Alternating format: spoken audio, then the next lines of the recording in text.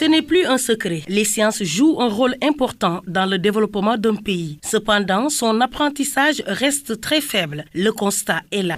La vie de l'homme est attachée à la science.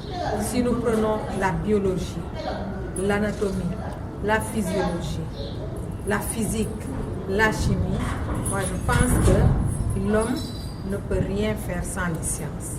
L'humain, devrais-je dire, ne peut rien faire sans les sciences. Pour former un humain, pour former un enfant, il faut plusieurs disciplines.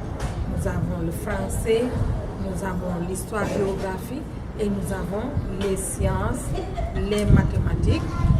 Et vous vous demandez, est-ce que les sciences sont indispensables à la formation de l'enfant?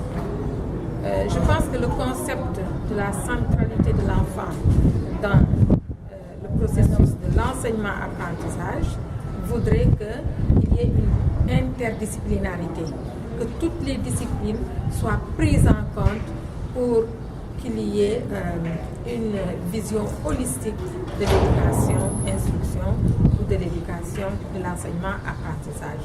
C'est à ce titre que les sciences sont fondamentales. Les sciences formatent l'esprit. Quand dans un référentiel d'enseignement ou de compétences, la place des sciences est bien définie, l'élève, l'apprenant, a un esprit critique parce qu'arrive à identifier des problèmes.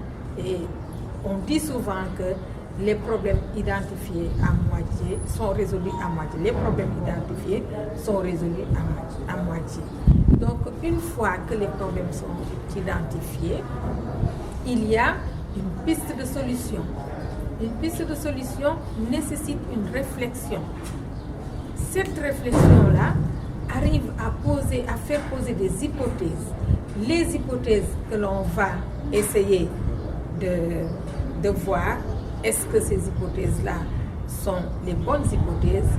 Et une fois les hypothèses posées, on va essayer d'avoir des solutions à partir de ces hypothèses-là.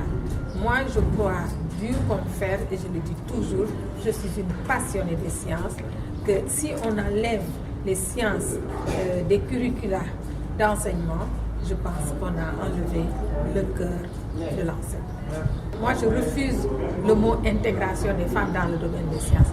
Nous sommes dans le domaine des sciences parce que nous faisons partie de l'humanité. Mais la problématique, c'est qu'il n'y a pas suffisamment de femmes dans les disciplines scientifiques. Il n'y a pas suffisamment de femmes dans le milieu professionnel scientifique. Il n'y a pas suffisamment de femmes qui s'engagent dans les carrières scientifiques. C'est pour cela d'ailleurs que j'ai été invitée à échanger avec vous. Père Carlas, secrétaire général de l'association Éducation solidaire. À travers soit les enquêtes internes, bien à travers les enquêtes publiées par l'UNESCO, par le CDD, le CDE pour les pays en développement, nous analysons les données, nous interprétons et nous voyons des choses qu'il faut combler. Le premier, c'est les bas niveaux des sciences et l'autre chose, c'est la manière classique de l'enseignement-apprentissage des sciences. Conscients de ce fait, les pères piaristes qui ont la charge de plusieurs écoles primaires et collèges au Sénégal déclinent ici le but de cette rencontre première du genre. Pendant 3 jours, professeurs des sciences venus de différentes régions du Sénégal et les experts de l'université Pompeu Fabra de Barcelone, le professeur Marcel et ses étudiants chercheront les bonnes techniques pour faire aimer les élèves les sciences. Cette initiative vient à point nommé. Il y a beaucoup de choses à revoir dans l'apprentissage des sciences. Monsieur Dien, professeur de mathématiques. À nous, enseignants aussi, nous devons montrer aux élèves leur faire croire qu'ils ont qu'une capacité en eux qu'ils peuvent réveiller un jour.